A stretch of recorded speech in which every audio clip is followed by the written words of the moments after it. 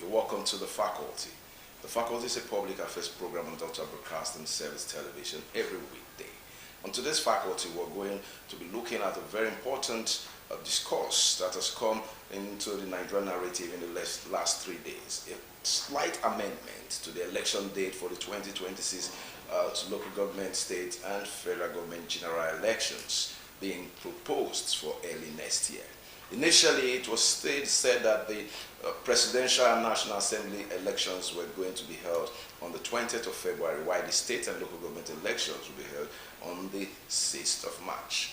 Ironically, that has been amended by the Independent National Electoral Commission to January 16 for presidential and national assembly elections, then February 6th for the state and local government elections. That does not sit well with certain pundits, opposition leaders, and of course political gladiators who see that timing as retrogressive, as not well orchestrated, or not carried everybody along.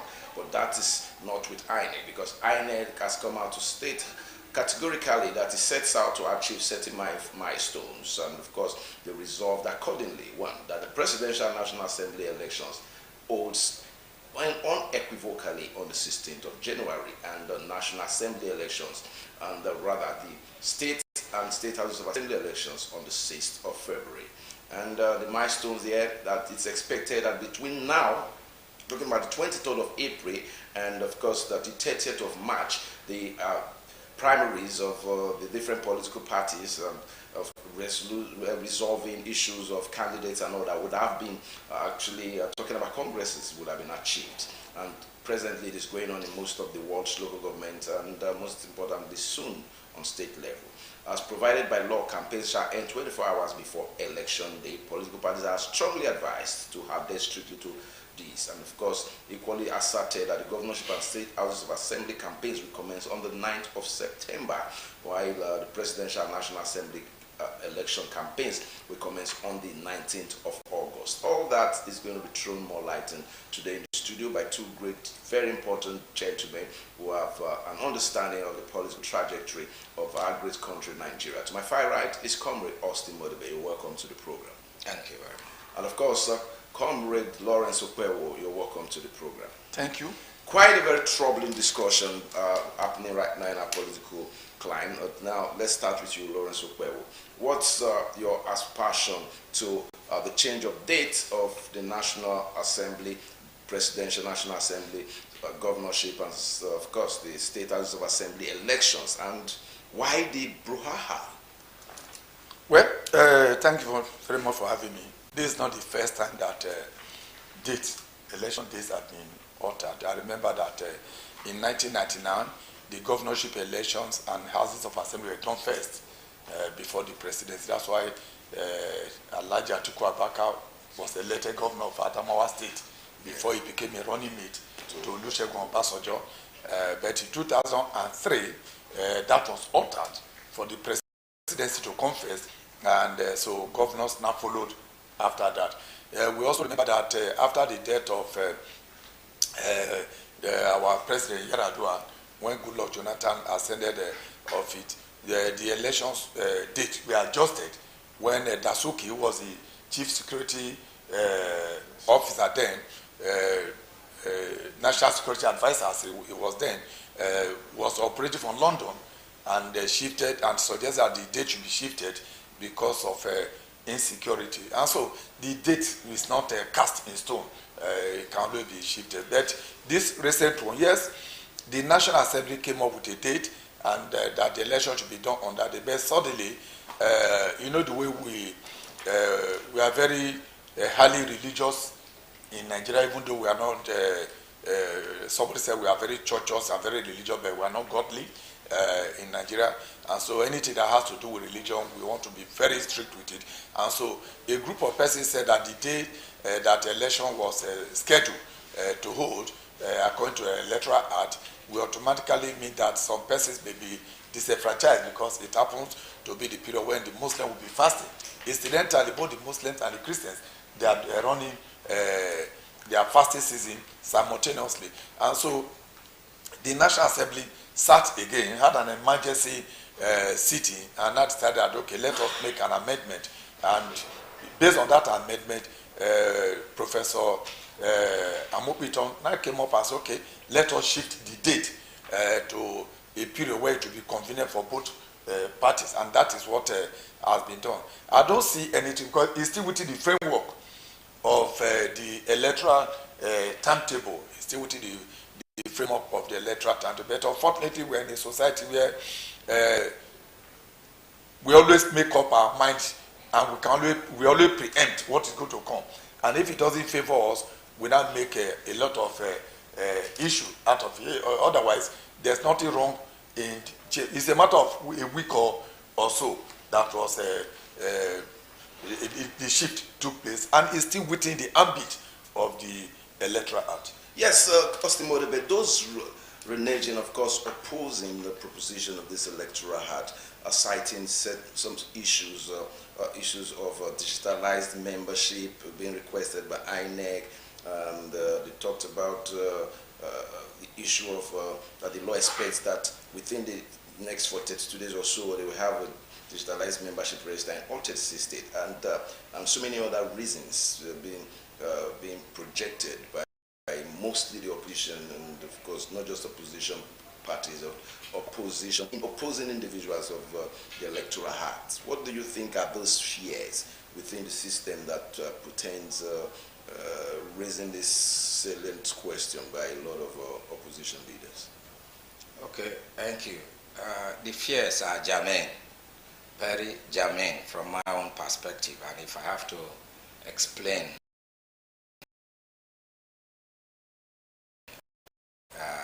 fears about the adjustment. Otherwise, ordinarily, the adjustment has nothing, there shouldn't have been any issue surrounding the adjustment. It's still in order.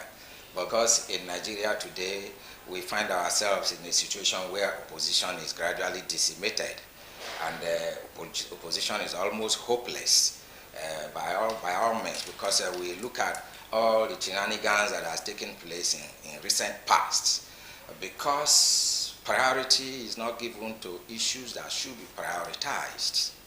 By now, we just had this electoral law passed close to 2 weeks or just a week plus, which shouldn't have been, because attention was focused on things that were trivial, things that were not very important, and considering the fact that electioneering period, the period of election was getting close.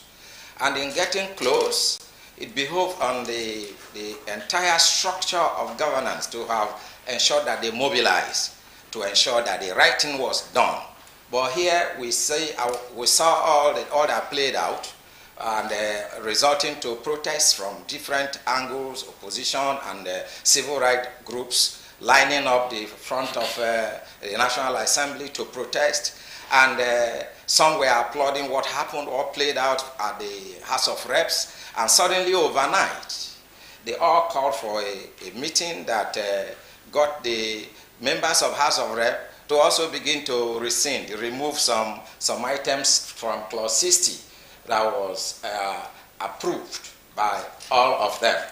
Okay, and suddenly we saw a situation where they now began to sing in the same voice, and came out with the issue of allowing transmission, and at the same time using from EC8, am I right? Okay, and for it to be permissible. Otherwise, what the people ask for is outright electronic transmission real time. So where this wasn't done, and you see how hurriedly they passed the electoral law, and now election timetable for 2027 reversed, okay, the opposition is now crying out, because it took the leading, the ruling political party, APC, from the beginning of 2025 to visit their registration of members and going digitalizing the membership of the political parties, and the opposition hadn't the time to do all of this. Now they have been taken unaware and given just barely 1 month to start and complete that process that APC had been on top of for over a year. So these are the reasons why you have voices rising against it. Otherwise, it wouldn't ordinarily have been an issue. Yes, ordinarily it wouldn't have been an issue, but then let's look at it critically. Democracy is government of the people, for the people, and by the people, and it is logical that, there should be a level playing field that's textbook. For political, That's textbook. for academic Because purpose. I want to believe that if the law APC, like he's rightly said, APC knew of the intentions they had towards 2027 general elections. But then issues like this could raise suspicions on the part of the electorate and the opposition parties and even international community that you bring such a law, an electoral act or electoral reform, and it's the stringent measures attached to it are beneficial to you, but not the opposition political parties. How do you see that kind of perception? Well, the average Nigerian politician is self-centered. You get it. I remember that when the late President Muhammadu Buhari was there and Bukola Saraki was the Senate president, with Ike Kuremadu as his deputy then, this Bauchi man was a speaker of a House of Representatives. An amendment like this was carried out. Now, because they were busy fighting the person of the president, they forgot to know and do what was right. And by the time they eventually amended the constitution, there were lapses that were there. And the president drew their attention that, look, these lapses that are, if I sign it, it will create problem.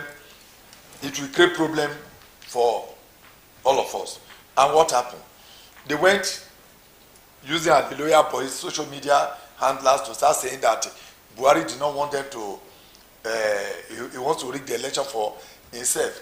Now, eventually something was returned. Then they went into the amendment. They left that same clause. And Buhari told them again, look at this problem here. And eventually said, no, sign it, you don't want to. And the man signed this one. What happened? Almost all of them, governors, assembly members, did not play their role as automatic delegates. You get it? Now, this time around again, you've started the amendment. Instead of you to follow what is on this thing, you are targeting all the opposition, if there are. All the opposition. Nobody is talking about how to better the lot of Nigerians. They are all talking of Tinubu, as if Nigeria revolves around Tinubu. You get it? Now look at all the political parties now. They all have one fashion or the other. Yesterday, I went through a particular street in Asaba and I saw a new secretary of ADC, different from the one on the Direct Labour Road, which means that ADC, which we are looking forward to, that is going to be the alternative, has two factions. The one of PDP court ruled on Friday or Thursday that Sarah Turaki-led party is the legal one, not even the Wike sponsored again. Labour parties, they are still battling between Abure and Nemadi. You get it? So these are problems that have been created. These are problems that have been created. So if the politicians are really interested, they should have sat down and said, okay, we are here for the sake of Nigeria. We are here for the sake of Nigerians. Let us do what is right. But instead, they've left what they ought to have done. And they are singing different tunes that are not helping the electoral system. So they are all crying now that the timetable has been altered, the date has been shifted, and all the. Now the question is this: what level of internal democracy do you have in your party? What level of internal democracy do you have in your party? Even the PDP, that is the ruling party, is there peace? We know what happened after the local government and world congresses. We are trying to cover the sharing with, cover the excreta with leave so that we can pick the sharing. But the excreta will still come out. You get it? We are all pretending. Is there peace? Somebody was saying yesterday that they were waiting for after the Congress, the implosion will not come out. Then maybe they will not run to other party. But the other party you want to run to, they are all factionalized. You get it? Yes. So You are creating problem. You are a sportsman. I tell people, 2 teams are to play a match. The 2 teams, they have 11 players outside the reserve. They have their technical teams. They coach your players. You move them to the pitch. And the players have to play against your wish. And the referee is there to either give red card or give yellow card. You are blaming the referee. What effort did you do to make sure that your player play according to the rules? Yes, that's internal democracy, like you said, but then quite a dicey situation, the political trajectory that Nigeria is gotten himself into. Now, Modebe, we're looking at the political crisis that is party-based, because like we have seen, opposition has been weakened to a level where governors that don't seem to have, we've had 2 new governors decamping to the ruling APC, and it's beginning to look like a one-party state, like a one-party country. And in such circumstance, leading on to such a time, PDP elsewhere, and of course, APGA, you name it, different. We had regional political parties, but all that we are beginning to look at is already going out with the wind. So, what's about it? Of course, there is the presence of the 5th columnist. I wanted to interrupt my colleague when he was speaking, when he was analyzing. We need to identify the root cause of the crisis in all the political parties. They are playing according to the game of the chess player, the master player of the game. They are playing out the script that has been written, that he has written to see how to scuttle these parties, and that is exactly what is happening. People have identified some persons in government that have been used. Okay, my colleague mentioned Wike.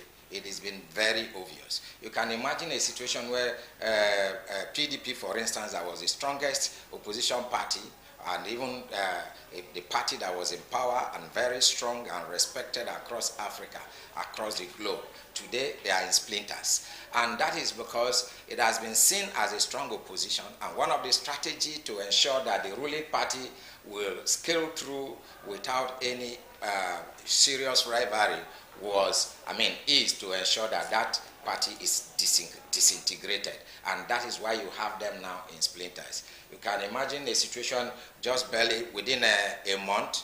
You had 2 judgments from Ibadan, from a high court, who nullified the convention that was held and in favor of Wike's group.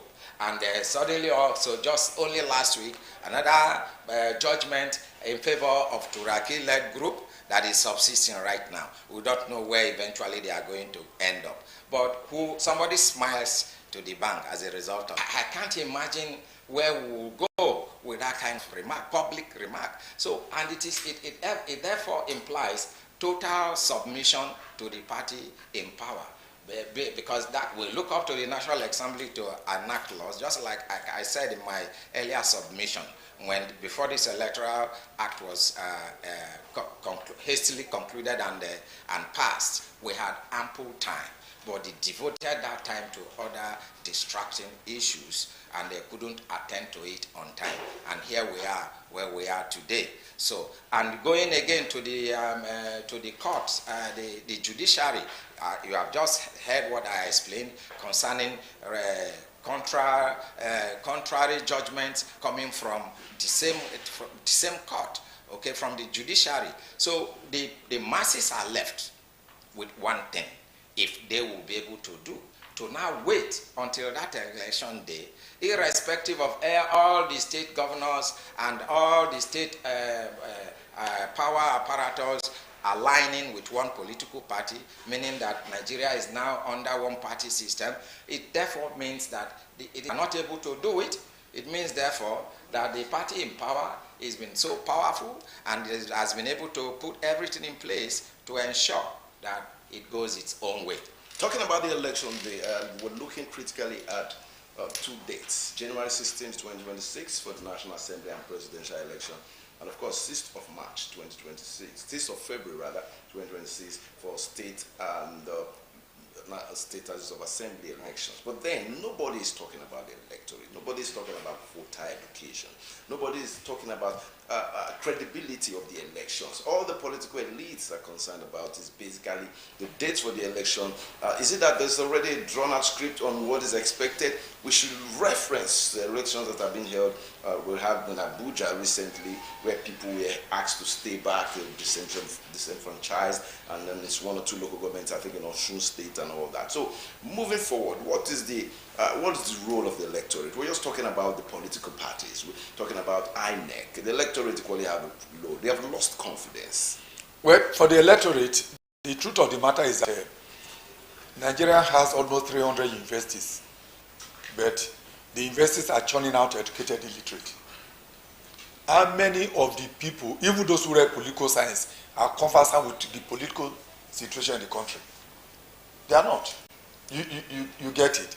Now, talking about the electorate, those who are in position, they've used poverty as a weapon. So when it is time for election, you will hear Edibo Esebe, vote and cook pot of soup. Edibo Esebe. It's very common. In Anambra, when they did the Abga governorship election, the people were cooking to the place, and they were, we were giving people gala, we were giving people mineral. Once you get gala mineral, see, go and vote. You get it, because gala and mineral food. Yes, is because and it didn't start today. Of course, it didn't start today. It's been there. I remember that in the early 60s, from what I was told, in the early 60s, during the Awolowo's days, they were using their salt. They were using cloth to buy vote. Cowries and things like that. Will give people measured cup of salt to people to go and cast their vote. So election buying of vote did not start today. What can be done? What can be done is this. What can be seen to be done? What can be done is this. It's far from the present day reality. Because in Nigerian, politicians see politics as an investment, big investment, not a cost of service. Chief Olabode George, retired naval commander, said that we have garrison commanders in parties. We have principal shareholders in parties. Then we have nominal partners in parties. The nominal partners were those who registered the other day, whether direct or indirect. The principal shareholder were those who sat down in one room and said, this is the candidate going, whether you like it or not. Those are the endorsed candidates. Those are the nominal persons. Those are the garrison commanders. Party is supreme. Leaders say, you get it. So you could have your card with you. It's like you have a driver license and you have no vehicle to drive. So you have your party card, whether in respect of the political party, but when decisions are to be taken, you are not relevant. You get it? Because some people sat down in one place and said, this time around, it is this person that is going. Whether you like the person or not, that is it. The garrison commander has said so. The principal shareholder has said so. Because somebody put me. Look, do you know that this coming election, this forthcoming election, there are people who have put down 50, 100, 500 million to sponsor somebody to ask for assembly. The question we now ask, for the 4 years you will spend in ask for assembly, what's your salary? What will be the salary of that person for 4 years that you are using 500 million to contest for ask for assembly? So that person will. I had an encounter with one man. It's late now. He was asking somebody, say, do you know how you became a commissioner? The guy said no. He said, when the principal was to contest, he came to me and I told him, if I bring somebody, what will you give to me? He said, the person told him, I will give you a commissioner. He said, so he brought his money to mobilize the people. And the principal won. He said, but at the end of the commissioner, nobody else. And that was how they now told me to bring a commissioner. And I recommended you. And that's why you are answering the title commissioner today. He said, now you told me to come here. You want to celebrate my birthday. That's why I'm here. And you brought this drink. He said, what I need for you next is that when I look at my watch, I will hear ping, ping, ping, ping, and a lot has come. It means you are doing well as a commissioner. So the man who was sponsored is an ATM machine. You get it? The principal shareholder is expecting profit. Because it's invested already. And that's why you have many of them in the House of Assembly, they cannot say opening prayer. They've not, some of them have not said opening prayer since they are there. IHAZI. The National Assembly, you see people moving around like children who are from Ibudu Market. The people you call distinguished. When people are making, presenting their own moving motion, you see some reading newspapers, some moving aimlessly, some looking at their paper as if they are in Ibudu Market, look for wheelbarrow to push. The House of Rep is not different. You get, some even sleep off. There was one who slept off the other day, and the place was empty, and his boy went and tapped it. He said, Mr. President, they said, no, the gallery is empty. Because they have to pay this commission. Because these are people who are not prepared for leadership. But when you have people who are prepared for leadership, they know the way. Yesterday, I read the paper where a former governor of Lagos State, Raji Fashola SAN, was robbed. He went to court, and a fellow lawyer was greeting him. What the lawyer said? He said, you were a chief of staff to Tinubu. You were governor for 8 years. You were minister for 8 years. Tinubu wanted you to continue. You said no. You now came back to become a lawyer because you have a fixed address.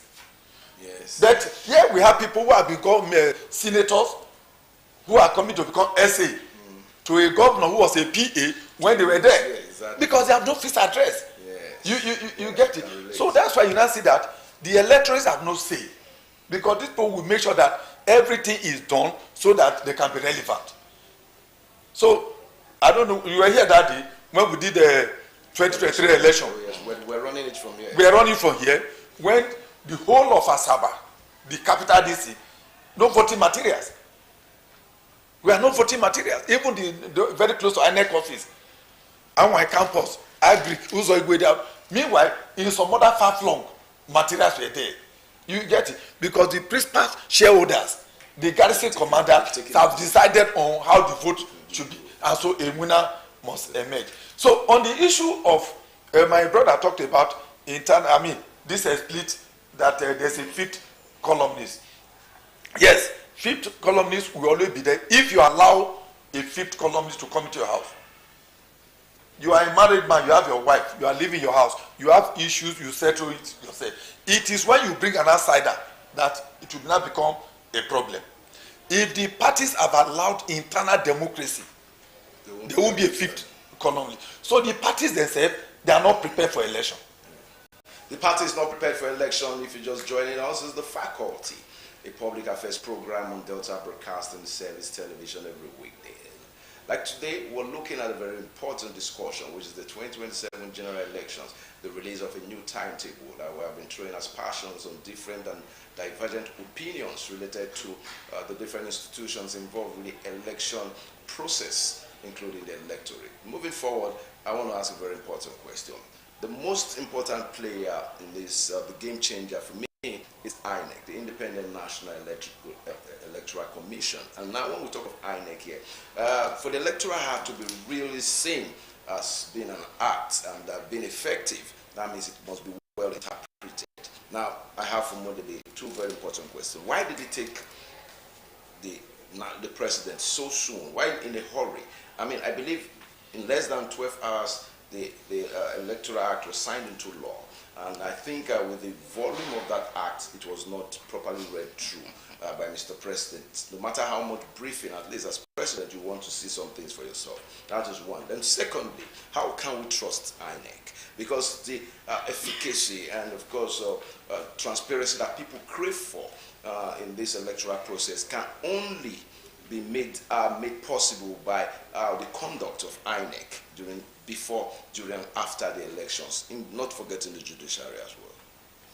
Okay, I had in one of the public outings, I heard from one of the INEC commissioner, Malam Haruna, where he said, the moment the law is enacted and it's been passed, the electoral law will take its course, and theirs is just to implement. The job of making that law is actually the National Assembly. Theirs is to implement. And Nigerians will be looking up to them for credibility to ensure that they do the right thing in fairness and to ensure that there is no corruption in the system.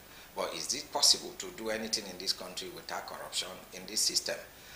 We saw in the last general election the issue of transmission was seamless at a state level, governorship election, House of Assembly election, and even House of Rep and Senate. It was only that of presidential that we had the grammar glitch in the system. So, to what extent do we expect a glitch? Nobody can tell if there will be glitch or no glitch. So that is where the unbiased umpire is expected to ensure that he will deliver, that as an institution, will deliver a credible election for the country. Because just like you said earlier, it is all of this that leads to voter apathy. Okay, because you asked in your previous question what will be happening, what the electorate will be doing. And if we ensure that if INEC assures us, because to what extent do they assure and actually do what they have assured that they will do to the country, they will deliver a credible election. If that will take place, that would have eliminated the voters' fear, the fear from the voters that their vote may not count. But when you feel that your vote will not count, you will just willingly stay back at home and not go out to waste your time.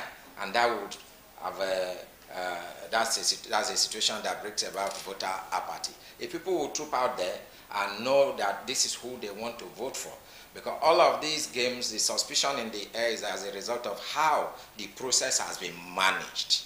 Okay, you also alluded to how quickly the president assented to that such a voluminous booklet of electoral act. Within few hours of receipt, he assented to it. So it therefore means there are certain things in his favor that he will quickly want to run with, okay, and in favor of his party. And that is the same reason why they have gotten everyone, almost all the political parties, to align in one box of APC. And that is when sharing of position will now begin to take place. When you are promised that your position is secured, then you come in and jump into the ship. You port from where you are into the mothership of APC. So if eventually there will be credibility that will be guaranteed by INEC, then the voters will be out there to do the needful. In the event of hopelessness, we definitely will experience voter apathy. Voter apathy as expected by a lot of electoral voters leading up to 2027, but then options are most importantly available. Let's look at two critical issues, Lawrence. We're looking at security and the judiciary, two institutions that play key roles in giving us a perfect election. Security, not necessarily aiding and abating rigging, but providing security of lives and property to guarantee electorate passage to voting centers and all of that, and to make sure they don't collude with ruling parties in whatever state or region to subvert the people's will. And the role of the judiciary, between 32 to 45% of Nigerian electoral victories have been won through the court. And over this time, it has taken a process, slow legal process, and bending, distorted jurisdiction, and of course, a lack of trust in the process by a lot of people. How can these two institutions help leading up to the 2027 general elections? Well, first of all, judiciary is one of the three arms of democracy. The legislature, the executive, and judiciary, is it not? Yes. Now, it is because the parties failed in their own internal democracy. That's why you are dragging judiciary into it. Look at what happened in PDP. When they did the primaries in 2023, Turaki came, Iyosha Ayu came, and they told Iyosha Ayu, in case the presidential candidate come for the North, what happens? Is that I will resign. Then when Atiku emerged, did he resign? No. So he created those problems. And that is what has dealt with PDP till today. Look at Labour Party. Abure was the chairman of the party when Peter Obi contested the election. After the election, what happened? It became an individual affair. Is Peter Obi still in the Labour Party today? No. Then look at NMPP. Okay, almost very close to NMPC. NMPC, yeah. Now, Kwakwaso came and rented that party to become the presidential candidate. and eventually wanted to be the owner of the party. What happened? The only governor he had from there has left for a bid. Now the association of other people are not happy with APC and PDP. They are now in ADC. Atiku rented that place for Ramusu. He rented the ADC as a party. As we speak now, they've not been able to sit down to say who is the person going. Is it Atiku? Is it Peter Obi? Is it Rotimi Amechi? So that one is. So until you have internal democracy amongst yourself, you will not resort to the judiciary for interpretation. That is one. Then two, I remember also that when President Jonathan was president, the woman who was in charge of electoral matters in South Africa visited him. And the woman said that in South Africa, once the election is done, nobody goes to court. And Goodluck Jonathan said that in Nigeria, if election is done, you don't go to court. Yeah. It means you have not started. Even when you knew you were the loser, you will still go to court because those who sponsor you want to make sure that you make noise. And the lawyers are there to tell you one or two appearances, and so you will go to the court. Now, coming to the apathy of the voters, we are in a society where trust deficit is very high. And so many people have seen politicians as merchants of lies. Serious mention. You get it? I was reading one of my old articles the other day, and I saw promises made by Alhaji Shehu Usman Aliyu Shagari of MPN in 1979. Those things that Shagari promised is what they are still promising till today. Those things that Shagari promised in 1979 is what they are still promising. We will give you road, we will give you water. In the last 3 months, light has not been in Asaba. Which politician has made a statement? No more. Which politician has made a statement? Even the Commissioner for Energy, has he said anything? Oh, yeah. You get it. So how will you want people to trust them? You go to the hospitals. They told us then that Sani Abacha in 1983, December 31st, told us that hospitals were made consultation clinic. If you go to the hospital, do you even have somebody to consult? Nobody, no doctors. 90% of the drugs in the market are fake drugs. People are dying on a daily basis. The politicians are thinking of how to come back. So people have made up their mind, whether we like it or not, is father to son, father to daughter. Today we have first governor, first son, first daughter, first wife, first grandmother, and all the rest. It's unfortunate. Offices of those people. Under an elected constitutional office. This is now, strange. Opposition ordinarily, the way they run opposition in the West, I'm not talking now America, in the southwest of Nigeria, when a particular party is in position, the opposition form a shadow cabinet. They have their commissioner for works, commissioner for water resource, commissioner for whatever. So when the governor awards a contract to construct a road, the opposition will go and set up their own to assess whether that road will meet the standard. Test of time. But what do we have today? We have praise singers. The governor was at Southern Delta University. The other day, the commission project. The other day, the first lady was in Warri to visit Olu of Warri.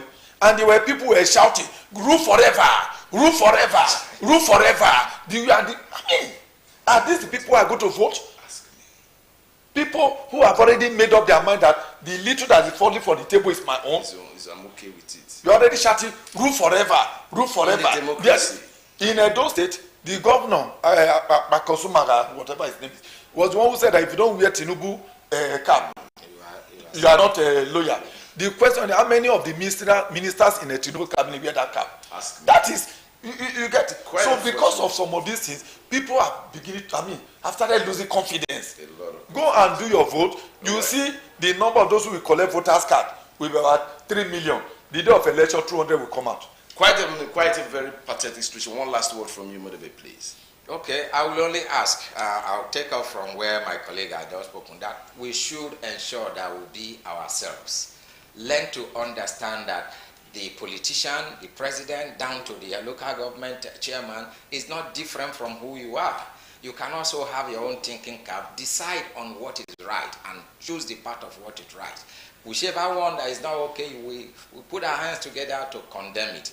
It is the same mindset that we should have when going to the polls to vote the right persons. It's not about the timetable for election. It is okay, it is in order if we all will come out to ensure that it works. It is corruption in the system that has raised apathy. So if we are able to ensure that we deal decisively with that corruption to take it out of the system, we hope that we'll be able to come back to the right path in the country. Hoping to come back to the right path in the country. That's the much time could let us on this wonderful program we just had on the faculty. It's been the general elections, the release of the new timetable, the implications, the role of the political parties, the role of oppositions, the attitude of officials of government, INEC, the police, the judiciary, and the security agencies are very topical issues looked at. I must appreciate my two guests in the studio, Comrade Austin Modebe, thanks for coming on the program. Thank you. And Comrade Lawrence Okwewo, thanks for coming. Thanks for having me. The faculty return again tomorrow. Good afternoon.